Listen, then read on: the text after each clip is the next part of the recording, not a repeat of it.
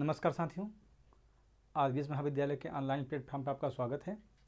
जैसा कि इसके पहले का हमारा टॉपिक था न्यूक्लिक एसिड, और न्यूक्लिक एसिड के बारे में हम लोग कुछ समझ चुके थे, कुछ चीज़ों को हम बता चुका था, जैसे कि न्यूक्लिक एसिड होता क्या है और न्यूक्लियोसाइड क्या होता है, न्यूक्लियोटाइड क्या होते हैं और न्यूक्लियोसाइड और न्यूक्लियोटाइड में कैसे बनते हैं। तो ये सब चीज़ें मैं बता चुका हूँ पहले ही, और इसी क्रम में आज की क्लास आगे हम पढ़ाते हैं इसी को। ठीक है, अब हम देखते हैं न्यूक्लियोसाइड होता क्या है। और इसके पहले मैंने बताया था न्यूक्लियोसाइड होता क्या है, लेकिन फिर भी एक बार मैं बता देता हूँ। जैसे आपका बेस, आपका जो हेट्रोसाइक्लिक बेस होता है प्लस शुगर, ठीक है, और प्लस आपका ये फास्फोरिक एसिड होता है, ये मिलकर बनाते हैं आपके न्यूक्लियोटाइड बनाते हैं। ठीक है, ये आपके न्यूक्लियोटाइड बनाते हैं।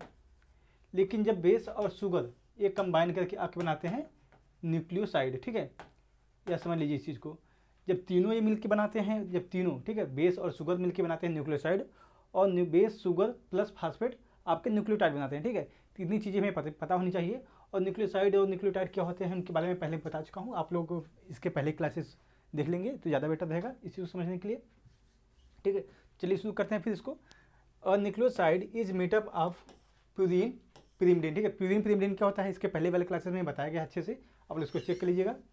Made up of purine or pyrimidine base to which sugar usually D ribose और डी राइबोज या two deoxy D ribose, ठीक है, is attached through a beta linkage.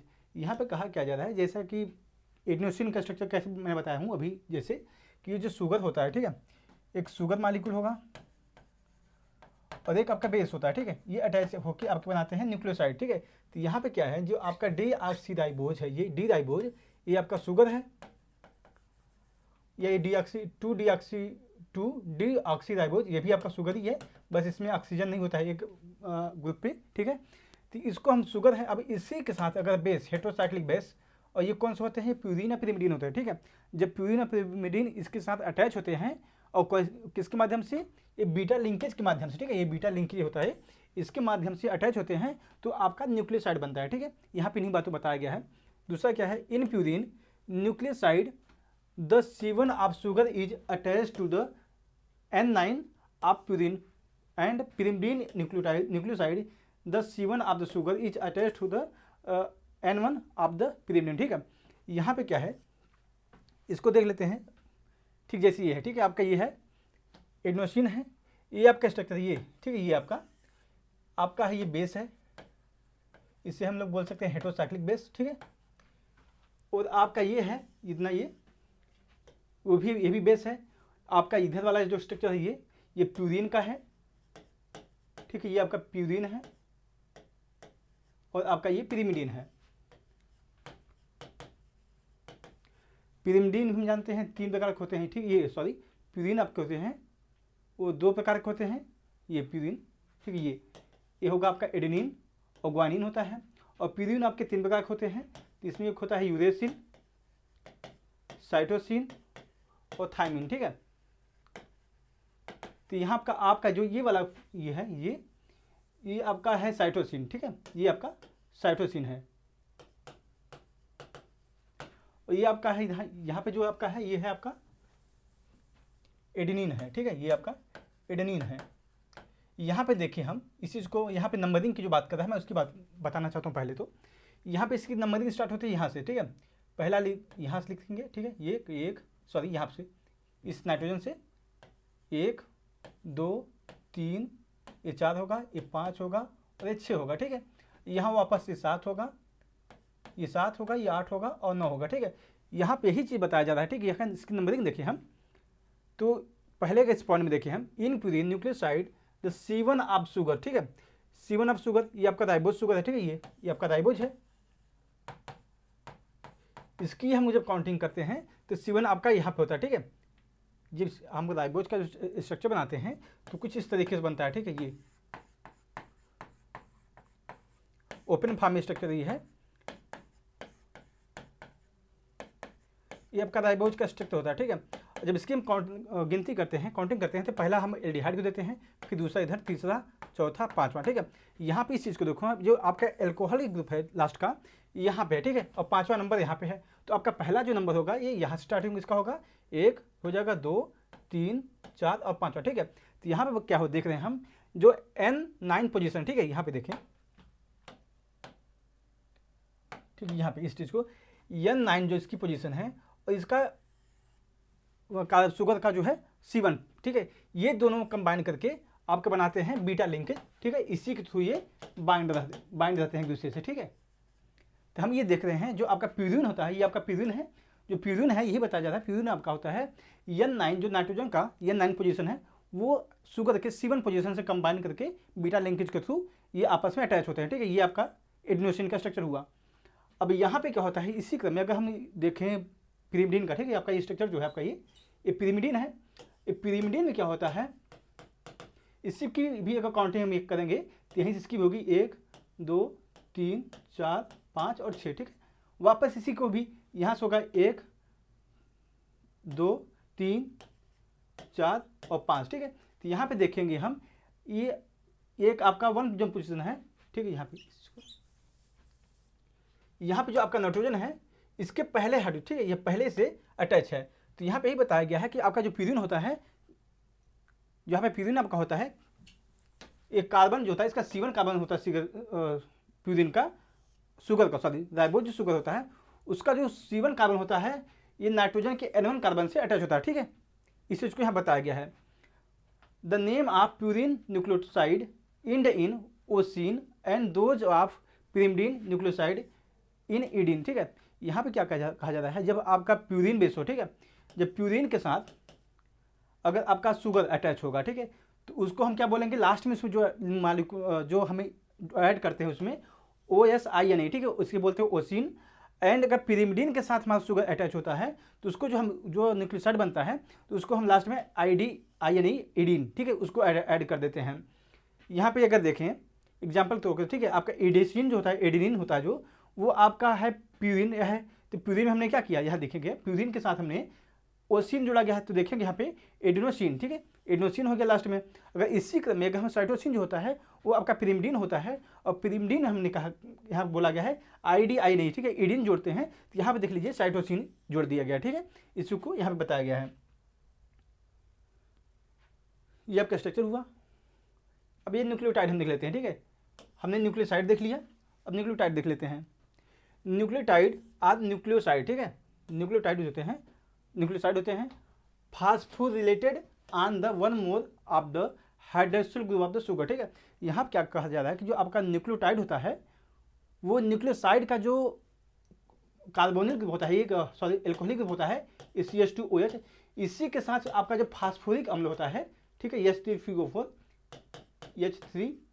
ठीक है, ये जब कंबाइन कर लेता है तो आपका बनाता है न्यूक्लियोटाइड, ठीक है। यहाँ पे ही बोला जा रहा है nucleotide are nucleoside phosphorylated on one or more of the hydroxyl group of the sugar, ठीक है। जब हाइड्रोक्सिल ग्रुप होता है जो शुगर का, उसके साथ अगर उसका हाइड्रोलिसिस हो जाता है या फास्फोरिलेटेड हो जाता है वो, तो उसको हम लोग बोलते हैं न्यूक्लियोटाइड, ठीक है। अब जो फास्फोरिक एसिड का जो फुल फार्मूला होता है H3PO4 होता है, ठीक है, इसका होता है। और स्ट्रक्चर इसका कुछ इस तरीके से बनता है, यहाँ पर OH अगर लिख देंगे तो आपका H3PO4 का स्ट्रक्चर बन जाता है, ठीक है। आपका जो ये फास्फोरेटेड ग्रुप जो है H3PO4 का आर एसिडिक होता है। Nucleotide can be named as phosphate or acid, ठीक है। यहाँ पे कहा क्या जाता है कि आपका जो न्यूक्लियोटाइड होता है उसको हम फास्फेट भी बोल सकते हैं, और न्यूक्लियोटाइड को हम जनरली नेम है फास्फेट, ठीक है। तो यही पे यहाँ बताया गया है। यहाँ पे बेसिकली सिंपल सी बात यही बताई गई है कि जो आपका न्यूक्लियोसाइड होता है उसके साथ जब फास्फोरिक एसिड अटैच हो जाता है वो आपका न्यूक्लियोटाइड बना लेता है, बस हो गया, ठीक है। यहाँ पे इन्हीं बातों बताया गया है केवल।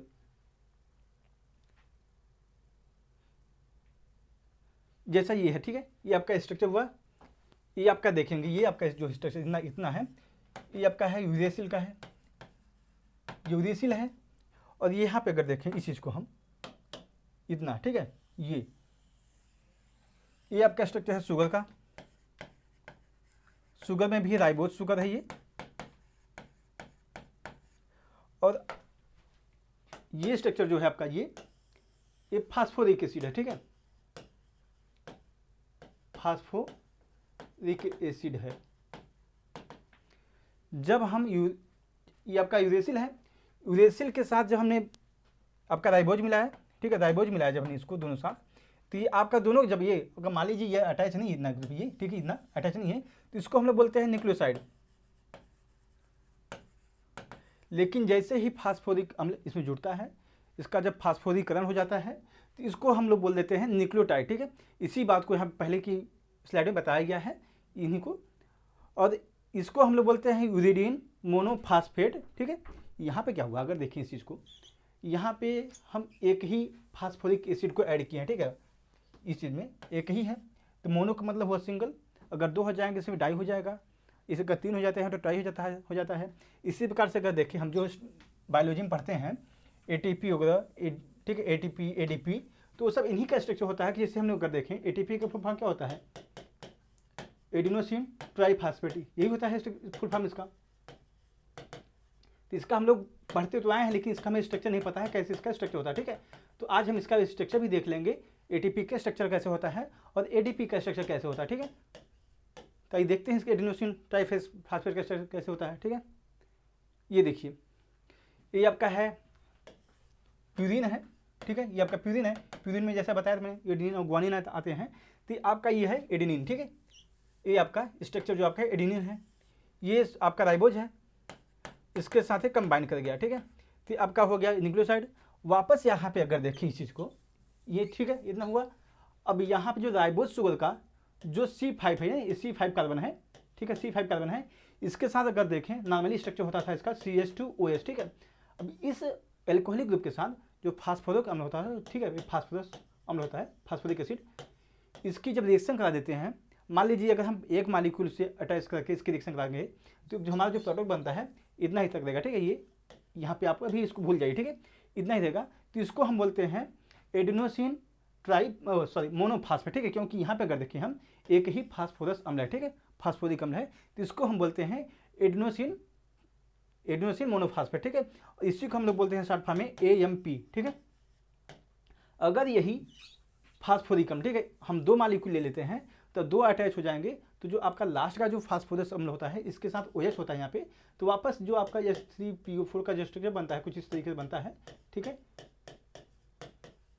ये आपका स्ट्रक्चर जो बनता है, तो वापस ये हाइड्रोक्सिल ग्रुप जो है आपका, ये हाइड्रोक्सिल ग्रुप और ये हाइड्रोक्सिल ग्रुप, ठीक है, ये दोनों आपस में कंबाइन करके एक H2O बाहर निकल जाता है और यहाँ पे एक ऑक्सीजन बच जाता है, ठीक है। इसी के थ्रू ये लिंकिंग फॉर्म बना लेते हैं और जो आपका स्ट्रक्चर बनता है आपका यहाँ पे फिर इस तरीके से 2 हो जाते हैं। तो इसको हम लोग बोलते हैं, यहाँ पे अगर देखेंगे एक आपका फास्फेट ग्रुप इधर है और एक इधर है, ठीक है। इस प्रकार से देखेंगे, इसको हमारा नाम हो जाता है एडिनोसिन डाईफास्फेट, ठीक है। डाई का मतलब हुआ 2 फास्फेट ग्रुप लगे हुए हैं, ठीक है। अगर इसी प्रकार से सेम प्रोसेस चलता है और अगर एक और फास्फोरिक अम्ल इसमें जुड़ जाता है तो 3 फास्फोरिक अम्ल हो जाते हैं। तो यहाँ पे देख सकते हैं, एक पहला हुआ, ये दूसरा और तीसरा, ठीक है। तो ये पूरा स्ट्रक्चर जो आपका है, पूरा कंप्लीट स्ट्रक्चर जो है वो एडिनोसिन ट्राईफास्फेट है, ठीक है, ATP का है स्ट्रक्चर आपका है।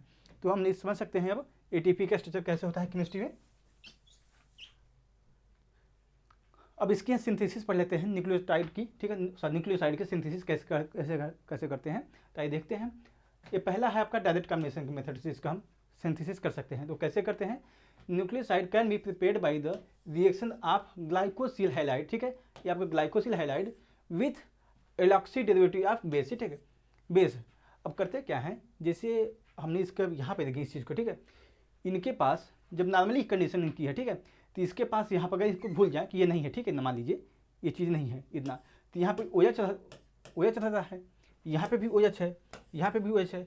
जब इसकी नॉर्मली हम रिएक्शन कराते हैं तो ये सब एक्टिव ग्रुप होते हैं, ठीक है। तो ये रिएक्शन कर लेते हैं, न चाहते हुए भी हम चाहते हैं, अगर मान लीजिए यहाँ पे अगर 5 कार्बन पे इसकी रिएक्शन हो, तो ये ऐसा नहीं हो सकता ना, कि हो सकता है क्योंकि आपका जो हाइड्रोक्सिल ग्रुप है ये भी रिएक्शन कर सकता है और ये भी रिएक्शन कर सकता है। इसके लिए करते क्या है, हम पहले इसका एल्कोक्सी ग्रुप में इसको डेरिवेटिव बनाते हैं, ठीक है। यहाँ पर क्या होगा, एस्टोन हम जोड़ देते हैं, ठीक है, जो आपका एस्टिक एसिड से इसकी रिएक्शन करा देंगे तो ये सब सारे प्रोटेक्टेड हो जाएंगे, ठीक है। अब हम मान लीजिए अगर यहाँ पे अगर ऐड करना होगा तो हम इनको और इनको प्रोटेक्ट कर देंगे और इस प्रकार से हम यहाँ जो हमारा प्रोडक्ट बनता है, जो अटैच होगा प्रोडक्ट, ये यहाँ इस पोजीशन में C5 पोजीशन पे अटैच होता है, ठीक है। तो यहाँ पे इन्हीं बातों बताया गया है, जो हमने यहाँ पे ग्लाइकोसिल हैलाइड विथ एल्कोक्सिक डेरिवेटिव जो होता है अब बेस देखेंगे तो आपका जो बेस है ये है, ठीक है, आपका बेस है। और शुगर में भी यह राइबोज है, और राइबोज जो आपका शुगर है यहाँ पे हाइड्रोक्सिल ग्रुप है, तो इसको भी प्रोटेक्ट करते हैं। तो आपका पहला पॉइंट हुआ the alkoxy derivative of the base tie up hydroxyl group of serve to limit the nucleophilic centre on the base of nitrogen. ठीक है, इसको आगे देख लेते हैं अभी। The alkoxy group is easily converted into the hydroxyl group. ठीक है, यहाँ पे क्या हुआ, अगर इस रिएक्शन के माध्यम से समझे हम, ये आपका हुआ राइबोज है। ठीक है, इसके पहले मैंने बताया कि ये आपका जो एस्टिक एसिड होता है CH3COOH। ठीक है, इसको हम लिख सकते हैं, इतने को हम लिखते हैं AC हम शॉर्ट फॉर्म में लिखते हैं, बाकी OH आता है। ठीक है, तो यहाँ पर हुआ क्या है, जो आपका CH2OH यहाँ पे था, उसके साथ जो आपका OH था, इसकी रिएक्शन हुई, आपका पानी वाटर बाहर निकल गया और बाकी सब में हमने ऐड कर दिया है OAC। ठीक है, ये नॉर्मली दिखा दिया गया है, आपका देखेंगे यहाँ पे। तो सारे जो आपके हाइड्रोक्सिल ग्रुप थे, इनमें ये आपका C2 पोजीशन जो है, ये 2, 3 और 5 जो है हाइड्रोक्सिल ग्रुप हैं, ये सारे अब प्रोटेक्टेड हो गए हैं। अब हमें जो प्रोडक्ट चाहिएगा बना सकते हैं आसानी से। ठीक है, अब यहाँ पे क्या हुआ, जो आपने बताया था कि जो ग्लाइकोसिल हाइलाइट को डेरिवेटिव था, इसको भी यहाँ पे अटैच कर दिया गया है। ठीक है, तो आप जब यह आपकी पहला हुआ ये, अब यहाँ पे होता है क्या है, यहाँ पे जो Br है, ठीक है, ये हाइलाइट है, तो Br को हम बाहर निकाल लेते हैं। ठीक है, जब ये जो बाहर निकलता है, यहाँ पे एक पॉजिटिव चार्ज जनरेट हो जाता है। ठीक है, अगर यहाँ पे हम यहाँ पे अगर देखें, इस चीज़ को देखें, इसको अगर चाहे लिखने के लिए इस तरीके से भी लिख सकते हैं। ठीक है, इसको इस तरीके से लिख सकते हैं, ये आपका एसीटोन का स्ट्रक्चर है। ठीक है, ये आपका एसीटोन का स्ट्रक्चर है, तो नॉर्मली इसको हम इस तरीके से भी लिख सकते हैं।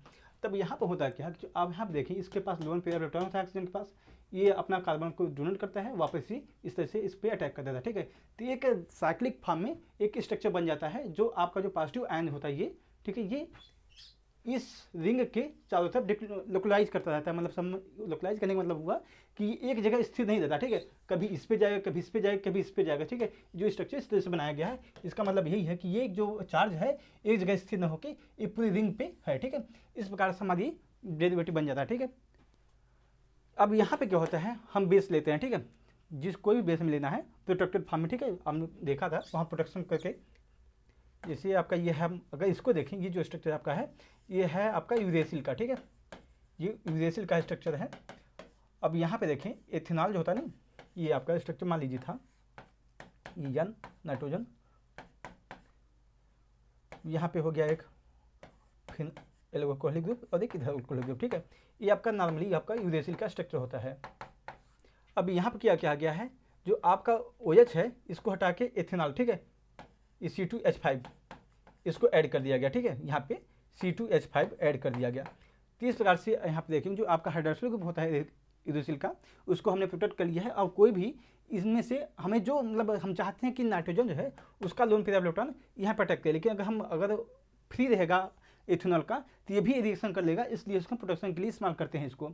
अब होता क्या है यहाँ पे, जैसा कि वहाँ पे देखिए हमने पॉजिटिव चार्ज लोकलाइज कर रहा है, वो एक रिंग पे नहीं है, वो चारों तरफ नाच रहा है। ठीक है, अब होता क्या है, अगर यहाँ पे देखें, इस नाइट्रोजन का जो है, ये नाइट्रोजन इस रिंग पे अटैक करता है, क्योंकि जो आप पॉजिटिव चार्ज है वो किसी भी जगह हो सकता है। जब इसको अटैच करता है तो आपकी जो रिंग होती है ओपन फॉर्म में वापस आ जाती है। ठीक है, अब ये होता है आपका, ये जो चीज़ होता है इससे अटैच हो जाता है। ठीक है, तो यहाँ पर इन्हीं बातों को देखेंगे। अब ये चीज़ एक चीज़ और है, आप इसको देखेंगे, इधर इस साइड है और आपका इधर इस साइड है। ठीक है, ये नॉर्मली कुछ हुआ नहीं है, बस इसको पलट दिया गया। ठीक है, ये आपका समझिए, इसको पलट के इधर कर दिया गया। ठीक है, और कुछ है नहीं। तब यहाँ पे देखेंगे, अगर यहाँ पे ये आपकी पोजीशन C5 है और ये भी C5 ही है। ठीक है, इसकी पोजीशन, और ये आपका C1 है, ये आपकी पोजीशन C1 है, और यहाँ पे भी इसकी पोजीशन C1 ही है। ठीक है, इसको समझ सकते हैं। तो यहाँ पे अगर देखें, अब जो आपका बेस था वो अटैच हो चुका है शुगर से। ठीक है, यही तो था न्यूक्लियोसाइड जो था हमारा, क्या था, जब जो आप बेस होता है, जब वो अगर शुगर के साथ अटैच हो जाता है तो आपका न्यूक्लियोसाइड बन जाता है। लेकिन हम यहाँ पे अगर देखें, तभी भी जो हमने इन पे जो हाइड्रोक्सिल ग्रुप का प्रोटेक्शन किया था, अनवांटेड प्रोडक्ट प्राप्त न हो जैसे में, इसके लिए क्या करते हैं, हम हाइड्रोलिसिस कर देते हैं। जब इसके हाइड्रोलिसिस करते हैं, जो आपका जो ये है, ठीक है, बेस है, बेस के साथ अगर देखेंगे, जो आपका इथेनॉल ग्रुप लगा हुआ था, ठीक है, ये ET जो था इथेनॉल ग्रुप है, ये आपका बाहर निकल जाता है। और इस प्रकार से हम देखेंगे एक फ्री जो नॉर्मली स्ट्रक्चर बनता है यूरेसिल का, वो बन जाता है। उसके बाद क्या कहते हैं, ये आपका बेसिक हाइड्रोलिसिस कर देते हैं। ठीक है, बेसिक हाइड्रोलिसिस जब इसकी कर देंगे तो आपका यूरिडीन स्ट्रक्चर बनता है। ठीक है, आपका यूरिडीन जो होता है वो आपका न्यूक्लियोसाइड है। ठीक है, जिसका इसके पहले बताया गया कि जब आपका प्यूरिन होता है सॉरी पिरिमिडीन के साथ जब रिएक्शन इसकी होती है, शुगर के साथ होती है, तो आपका जो प्रोडक्ट बनता है यूरिडीन बनता है। तो इस प्रकार से देख सकते हैं हम कि न्यूक्लियोसाइड की सिंथेसिस हमने देख लिए। अब देखते हैं ये हम इसके पहले जो देखे हैं डायरेक्ट कॉम्बिनेशन के मेथड से देखा है, अभी हम देखते हैं फ्रॉम अमीनो शुगर से, ठीक है।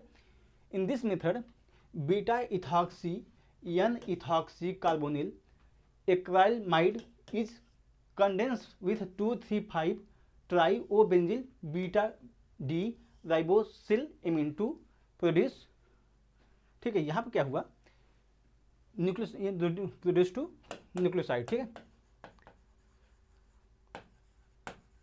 यहाँ पे क्या हुआ, इसमें करते क्या है, जो beta ethoxy N ethoxy carbonyl है, ठीक है, इसकी रिएक्शन करा देते हैं, कंडेंस करा देते हैं, सिंपल सी बात है, ठीक है।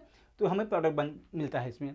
ये आपका देखेंगे, ये जो हमारा प्रोडक्ट है ये राइबोज है, ठीक है, ये आपका राइबोज है। यहाँ पे जो आप देख रहे हैं ओबीजेड लिखा हुआ है, वो ओबीजेड आपका ये है 2,3,5 ट्राइओबेंजिल, ठीक है, ये आपका ओबीजेड है, ठीक है। बाकी जो पूरा नाम लिखा हुआ है बीटा डी राइबोसिल एमीन, ये पूरा कंप्लीट स्ट्रक्चर है, ठीक है, शुगर का ये लिखा हुआ है, ठीक है। अब इसकी रिएक्शन जो कराई गई है beta ethoxy N ethoxy carbonyl के साथ, ठीक है। आपका जो बीटा इथॉक्सी कार्बोनिल है ये आपका उसका स्ट्रक्चर इसका ये है, ठीक है। अब हुआ क्या, जब इसकी रिएक्शन करा रहे हैं ऊपर, अब होगा क्या, जो बेस है, बेस में हमने ले लिया है यूरेसिल को, ठीक है। इसके पहले भी हमने बनाया था यूरिडीन को, यहाँ पे भी उसी देखा बना रहे हैं। ये आपका डायरेक्ट कॉम्बिनेशन से पहले देखा था, अभी हम अमीनो शुगर से देख रहे हैं, ठीक है। अब यहाँ बेस में हमने यूरेसिल ले लिया, और जब इसकी रिएक्शन होती है तो सिंपल सा होता है, इसमें है जो आपका जो पहले की रिएक्शन था डायरेक्ट कॉम्बिनेशन में देखा था, जो इसकी C1 पोजीशन थी उसके साथ ही अटैच हो जाता है, और जब इसकी हम रिएक्शन, जब इसका हाइड्रोलिसिस कर देते हैं, बेसिक हाइड्रोलिसिस कर देते हैं, तो वापस हमें यूरिडीन मिल जाता है, ठीक है। तो इसमें यही रिएक्शन है इसकी। और आगे न्यूक्लियोटाइड सिंथेसिस, ठीक है, हमने न्यूक्लियोसाइड में देख लिया फ्रॉम अमीनो शुगर से और डायरेक्ट कॉम्बिनेशन से, ठीक है।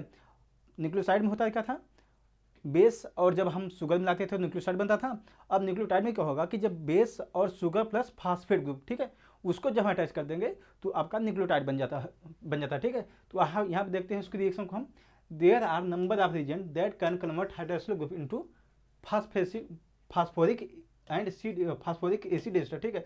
यहाँ कहा क्या जाता है कि बेसिकली रिएक्शन दिखाएगी, ठीक है। मान लीजिए कोई एल्कोहलिक ग्रुप है, ठीक है, अब इसकी हम रिएक्शन करा देंगे H3PO4, ठीक है। इसके साथ जब रिएक्शन कराते हैं तो आपका जो प्रोडक्ट बनता है कुछ इस तरीके से, आपका एल्कोहलिक का ये फास्फेटिक डेरिवेटिव, ठीक है, ये आपका बन जाता है। यहाँ पर बताया गया है, जो आपने देखा शुगर का जो C5 पोजीशन था, जहाँ पे C2H5 था, ठीक है, ये C2H5OH था, तो वहाँ का जो एल्कोहलिक ग्रुप था वो फास्फोरस के साथ रिएक्शन कैसे करता है, इन्हीं बातों को यहाँ पे दिखाया गया है। And this exactly the kind of reaction needed to convert nucleoside into nucleotide, ठीक है। इसी प्रकार से न्यूक्लियोसाइड जो होता है वो न्यूक्लियोटाइड में कन्वर्ट करता है, कि हम सीधा से उसमें H3PO4 होता है, उसकी हम रिएक्शन करा देंगे तो वो कन्वर्ट हो जाएगा, ठीक है। अगर इसको समझना चाहे अच्छे से, और जैसे यहाँ पे, ठीक है, ये हमारा अगर प्रोडक्ट बन गया, ठीक है, न्यूक्लियोसाइड हमारा है, यहाँ पे अगर हम H3PO4 की अगर रिएक्शन करा देंगे तो यहाँ पे अटैच हो जाएगा। तो इस प्रकार से अगर देखेंगे तो आपका क्या होगा, यूरिडीन मोनोफॉस्फेट बन जाएगा, ठीक है, ये आपका जी प्रोडक्ट बन जाएगा। तो ये आपका जो होगा न्यूक्लियोटाइड हो जाएगा, फिर ठीक है। तो इसी को बताया जा रहा है यहाँ पे कि आपका जो C5 पोजीशन होती है वहाँ पे सिंपल से कुछ नहीं करना है, फास्फोरिक एसिड लेंगे, ऐड कर देंगे, आपका न्यूक्लियोटाइड कन्वर्ट हो जाता है, ठीक है। One reagent which is useful for the synthesising nucleotide from nucleoside is dibenzyl phosphochloride, ठीक है। जो हम न्यूक्लियोसाइड से न्यूक्लियोटाइड बनाने के लिए जो हमारा रिजेंट इस्तेमाल करते हैं वो हमारा कौन सा है, डाइबेंजिल फास्फोक्लोराइड, ठीक है, फास्फोक्लोराइडेट, ठीक है, ये आपका प्रोडक्ट रिजेंट इस्तेमाल करते हैं। अब इसको बनाते कैसे हैं देख लेते हैं। ये आपका है डाइबेंजिल फास्फोक्लोराइडेट, ठीक है, ये आपका रिजेंट है, ये हमारा रिजेंट है, ठीक है। इसको इस तरीके से लिख सकते हैं, ये आपका ओपन फॉर्म स्ट्रक्चर है, ये ठीक है, ये आपका ओपन फॉर्म स्ट्रक्चर है, और ये कॉम्प्लेक्स फॉर्म में बना दिया गया है ताकि आसानी से रिएक्शन इस्तेमाल करने के लिए। ये आपका स्ट्रक्चर हुआ, ठीक है। अब इसी के रिएक्शन हम करा देंगे न्यूक्लियोसाइड से तो हमारा प्रोडक्ट बन जाएगा न्यूक्लियोटाइड, ठीक है। Since this reagent can react with all of the hydroxyl group of sugar it is necessary to protect the hydroxyl group other than the one which phosphorylation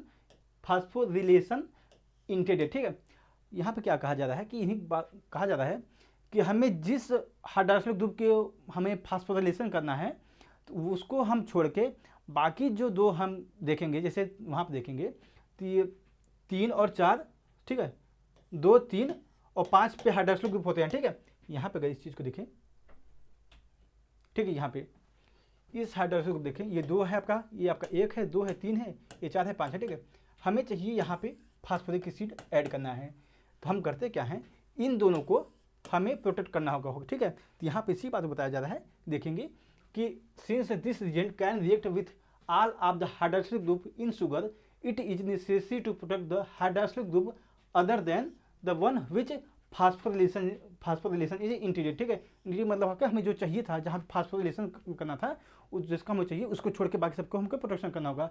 if phosphorylation is interior at the 5, ठीक है, अगर हमको phosphorylation जो होगा वो 5वां position करना है। फास्फोरिलेशन मतलब होगा फास्फोरीकरण। ठीक है, ये आपका होता है फास्फोरीकरण। ठीक है, हमें फास्फोरीकरण जिसका है, अगर 5वें हमके पोजीशन करनी है तो 2 और 3 को हमें प्रोटेक्ट करना होगा। और प्रोटेक्ट करने के लिए हम क्या करते हैं, एक होता है प्रोपेनल। ठीक है, प्रोपेनल, ये CH3COCH3। ठीक है, इसके साथ इसकी रिएक्शन करा देंगे तो आपका जो शुगर होता है वो कीटल फॉर्म में कन्वर्ट हो जाता है। ठीक है, तो यहाँ पे हम देखते हैं इस चीज़ को, यहाँ पे देखें, जैसे आपका नॉर्मली ये, ठीक है, ये आपका शुगर है, यहाँ पे बेस अटैच है। ठीक है, बेस कोई भी हो सकता है, होगा अगर प्यूरिन प्रीमिडिन से कोई भी एक होगा अटैच मान लीजिए है। तब करते क्या है, यहाँ पे देखें प्रोपेनल है, लेकिन ये एसिडिक है, एसिडिक फॉर्म में है ये प्रोपेनल। ये प्रोपेनल आपकी, ये प्रोपेनल है आपका प्रोपेनॉल। ठीक है, इसकी रिएक्शन करा देते हैं यहाँ पे। ये होता क्या है कि अगर देखें, ये कुछ इस तरीके से कार्बन होगा यहाँ पे, और ये CH3 इधर आपका हो जाएंगे दो, यहाँ पे सिंपल से देख सकते हैं जैसा भी है। ठीक है, यहाँ पे इस तरह से बॉन्ड बना लेते हैं। तो यहाँ पे देखेंगे इस चीज़ को, यहाँ पे केवल हुआ कुछ नहीं है, जो आपका प्रोपेनॉल था यहाँ पे अटैच हो गया। ठीक है, जो आपका हाइड्रोक्सिल ग्रुप था इसके साथ अटैच हो गया है।